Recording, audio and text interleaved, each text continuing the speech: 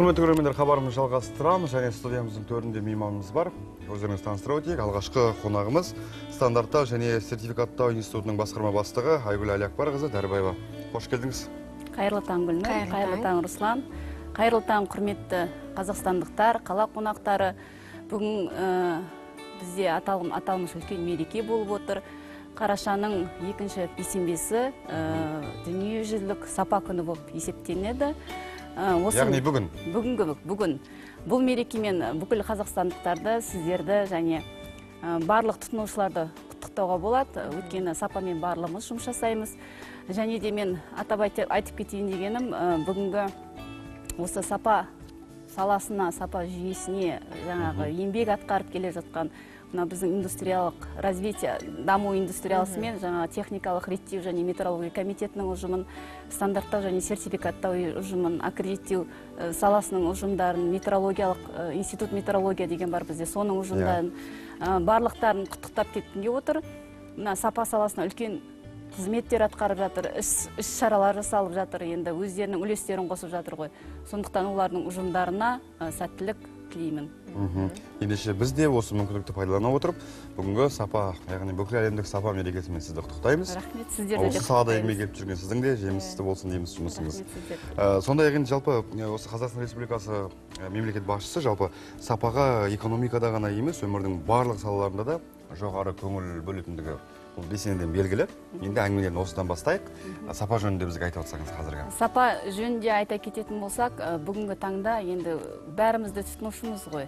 Барлығымызда мысалы күнделікті қолданатын азық-түлігіміз бар, киетін киіміміз бар, қолданатын техникамыз бар. Барлығы сапалы болу керек, қауіпсіз болу керек. Сондықтан мына 2010 жылы техникалық реттеу заңы қабылданды. Ол техникалық саладағы негізгі мәселелерді реттейтін заң болып саналады. Онан кейін барып, жаңағы тұтынушылардың құқығын қорғайтын 2010 жылы заң қабылданды. Яғни бір жақты ғана емес, мысалы техникалық реттеу заңы негізгі талаптарды бекітіп берсе, екінші жағынан тұтынушыларды қорғайтын да заң болу керек қой. Сондықтан 2010 жылы сол заң қабылданды. Онан кейін жаңағы көптеген стандарттар қабылданып жатыр. Соның сапасын, мысалы, әрбір өндірілген өнімнің, жұмыстың, қызметтің сапалы болу үшін негізгі нақты стандарттар қабылданады. Енді Қазақстан Республикасында соңғы уақытта сапа бойынша қандай қызықты акциялар ұйымдастырылды? Сол жөнінде айта отырсаңыз. Енді айта кететін болсақ, қазіргі таңда барлық заттар сапалы болу үшін, жаңағы жоғарғы сапаны алу үшін негізгі жаңағы олардың өндірушілер, ұйымдастырушылар негізі техникалық регламенттердің талаптарын, стандарттардың талаптарын және метрологиялық құрылымдарды өздерінің кәсіпорындарында енгізу керек. Және олардың сапасын реттейтін негізі аккредиттеуден өткізілген жаңағы органдар болу керек. Сол органдар, олар өздерінің жаңағы өндірілген өнімнің сапасын зерттеп, тексеріп, жаңағы өзінің белгілі бір дәрежедегі құжатын береді. Сапалы өнім, сапалы қызмет деген сияқты. Сонан кейін қазіргі таңда енді айтып отырмыз ғой, енді барлығы жаңағы жоғарғы деңгейдегі қызметті қолданғымыз келеді, жоғарғы деңгейдегі жаңа өнімді пайдаланғымыз келеді, қауіпсіз болу керек, қоршаған ортаға сәйкес келу керек өзінің. Сондықтан қазіргі таңда дүниежүзілік жаңағы стандарттау ұйымы деген бар бізде. Сол ұйыммен негізі көп стандарттар қабылданады, сол сапаны басқару бойынша. Сол жаңа стандарттар қабылданған кезде біз сол стандарттарды біздің өзіміздің өндірушілерімізге қызмет көрсететін кәсіпорындарды жыл сайын техникалық реттеу метрология жаңағы ұсынысымен жаңағы өткізу семинарларын өткіземіз. Сол таныстыру семинарларын өткіземіз. Бұл семинарлар акция ретінде енді тегін өткізіледі, кәсіпорындарға түсіндіреміз, ол стандарт не үшін қабылданды, қандай өзінің жүйелері бар, қандай процестер бар, және ол стандарттардың қандай талаптары бар, сол талапты қалай орындау керек, сапалы өнім шығару үшін, қандай өзгерістер, толықтырулар болды, сондай жұмыстар атқарып жүрміз.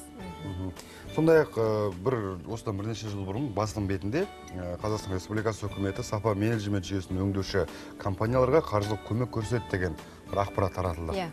Бұл қаншалықты рас ақпарат, әлде жүзеге асты ма бүгінгі күні? Қазіргі таңда мысалы өнім өндіретін, қызмет көрсететін кәсіпорындар жаңағы дүниежүзілік сауда ұйымына кірдік қой біз. Дүниежүзілік сауда ұйымына кіргеннен кейін олардың өзінің арнайы талаптары бар. Енді ол талаптар өте қатаң талаптар.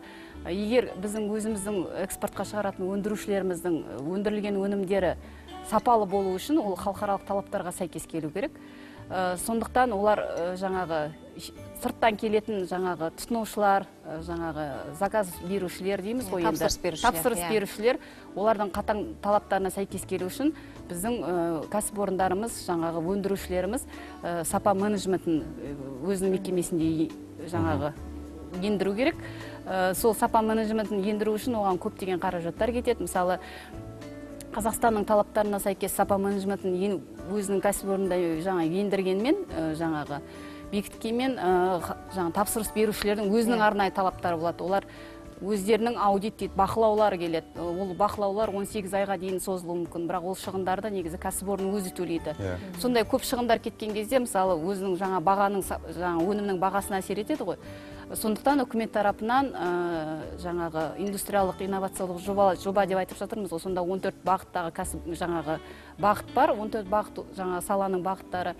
Сол сала бойынша егер экспортқа шығаратын өнімдеріңіз болатса, онда үкімет тарапынан жаңағы өзіңіздің сапа менеджментін енгізген шығындарыңыздың белгілі бір бөлімдерін үкімет тарапынан қайтарып береді. Енді Айгүл ханым, осы орайда біз бүгін халыққа, бізді көріп отырған көрермендерге күн сауалын жолдаған болатынбыз, көршіңізбен қалайсыз деп. Енді осы орайда сіздің жұмыс барысында көршілеріңізбен үнемі ақылдасып, ол кісілер сізден ақыл сұрайды ма, мысалы, кеңес сұрайды ма? Сапа жөнінде назатты алсам қалай, назатты алсам қалай болады? Жалпы көршіңізбен қалайсыз? Жалпы көршімізбен жақсымыз. Көршілерімізден бұрын жаңағы үйіміздің астында үлкен дүкендер бар, шағын дүкендер бар. Қазіргі заманда олар дамыған ғой өте.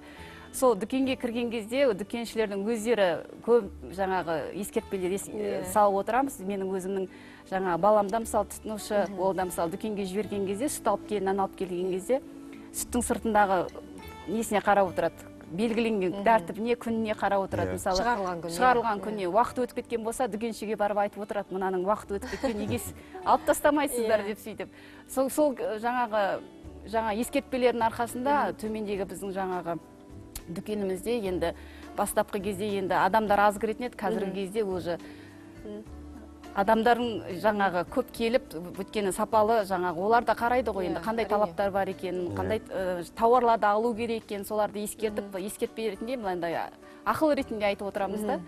Сондықтан олар да көп рахметін айтады. Көршілеріміз де сөйтіп айтып отырады, мына дүкенге мынандай сапалы өнім келді, біз уже бағасын білеміз, қандай өнімді алу керек екенін білеміз деп бір-бірімізге хабарласып сөйтіп жақсы екен, мына шайдың деп, мына шайдың дәмі жақсы екен, мынандай сапалы киім келді екен деп сөйтіп айтып отырады. Расында әр ата-ана өзің сияқты баласына осындай тәлім-тәрбие беріп отырса, онда еліміздегі дүкеннің барлығы сапасы жоғары тауар алады деген сенімдеміз. Қазір айтып кетейін, осындай жаңағы айтып отырмыз ғой, бала негізі сапалы өнімді тәрбиеден басталады дейміз ғой.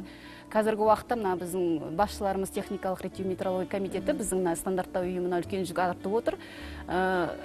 Тұтыну мәдениетін мына табалдырық, мектеп табалдырығынан бастап оқытуды қазіргі білім министрлігімен бірге жұмыс атқарып жатырмыз.